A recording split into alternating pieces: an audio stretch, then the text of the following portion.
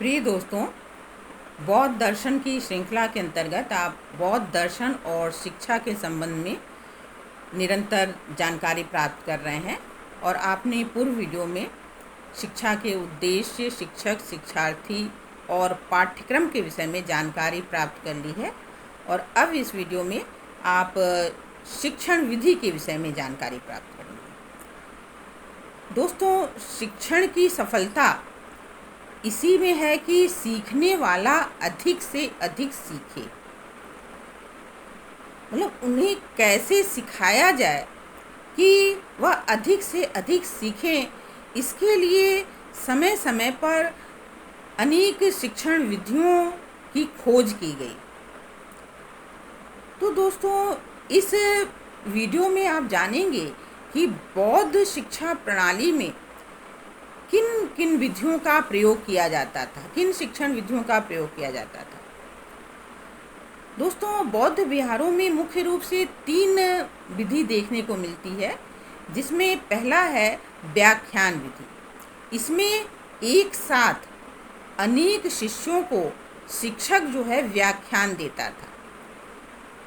यहाँ व्याख्यान देने वाला अपने विषय में पारंगत होता था, लेकिन यह विधि एकांगी है, क्योंकि इसमें शिक्षक तो बोलता है, शिक्षक अपनी विषय वस्तु को प्रस्तुत करता है, लेकिन छात्र की इसमें कोई भूमिका नहीं है।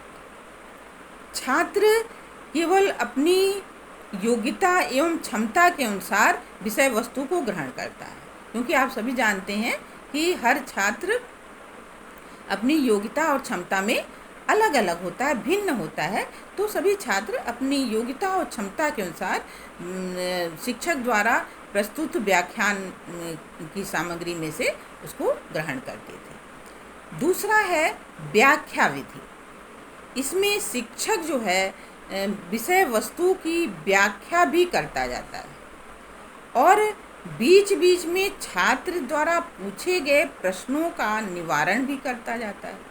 और यह प्रक्रिया तब तक चलती है जब तक कि छात्र उस विषय सामग्री को पूरी तरह से ग्रहण न कर ले।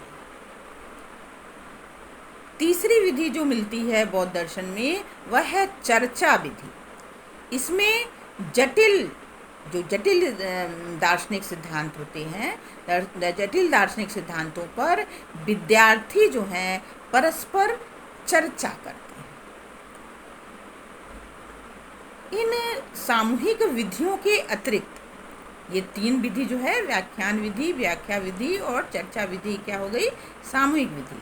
तो इन सामूहिक विधियों के अतिरिक्त बौद्ध दर्शन में कुछ वैयक्तिक विधि भी देखने को मिलता है, जैसे सूत्रों को बार बार दोहराना, तथ्यों को ग्रहण करना, पढ़ी हुई सामग्री का बार बार मनन करना और मनन करके उसको आत्मसात करना और उसको धारण करना। ये क्या हो गया? वैयक्तिक विधि। वैयक्तिक विधि का भी प्रयोग मिलता है बौद्ध दर्शन, बौद्ध शिक्षा प्रणाली।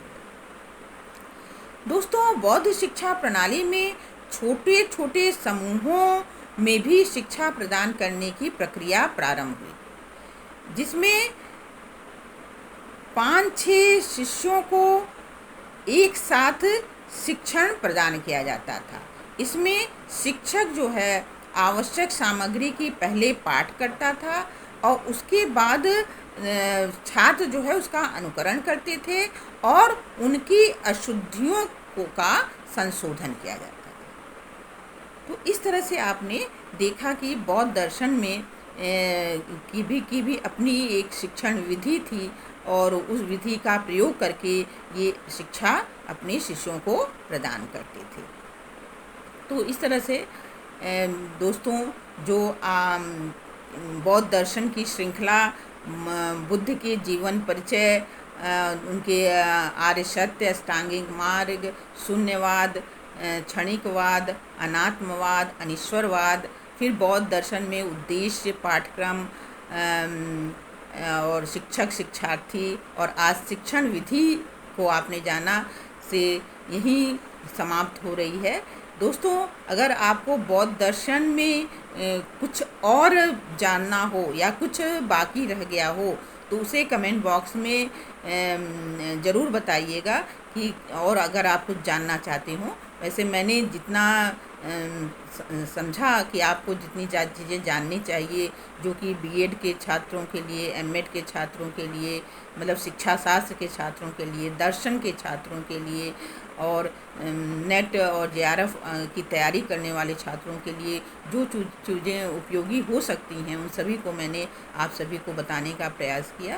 तो आशा है कि आप इन वीडियोस को देखकर अवश्य लाभान्वित होंगे, और आप वीडियोस को अभी तक अगर सब्सक्राइब नहीं किया है तो सब्सक्राइब अवश्य कर लीजिएगा, और ज़्यादा से ज़्यादा लोगों को शेयर करिएगा, जिससे कि ज़्यादा से ज़्यादा लोग इससे लाभान्वित हो सकें। तो आप सबको वीडियो देखने के लिए, लाइक करने के लिए, शेयर करने के लिए बार बार धन्यवाद, धन्यवाद, धन्यवाद।